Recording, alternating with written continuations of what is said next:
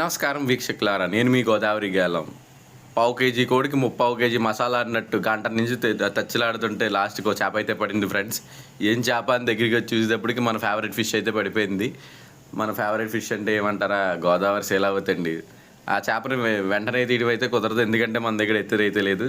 గోదావరి చేప ఎంత ఫాస్ట్గా పడుతుందో అంత ఫాస్ట్గానే పారిపోద్ది. సో జాగ్రత్తగా దాన్ని ఏ తోరల్లోకి వెళ్ళకుండా, ఏ రాళ్ళలోని చిక్కుపడకుండా శివన్న అయితే ఆడింటున్నాడు.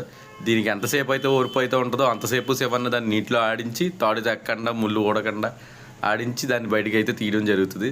చూడండి ఫ్రెండ్స్, ఎంత కష్టపడి ఒక చేప తీయడం అయితే జరుగుతుందో. ఈ గోదావరి చేపలకి ఫాస్ట్ ఎక్కువ. మనం కొంచెం అజాగ్రత్తగా ఉన్న వెంటనే ఫిల్టీ కొట్టి తాడు తెంపుకునో ముళ్ళు తెంపుకునో పారిపోతాయి. సో ఫైనల్గా అయితే చేపను అయితే బయటికి తీసాం.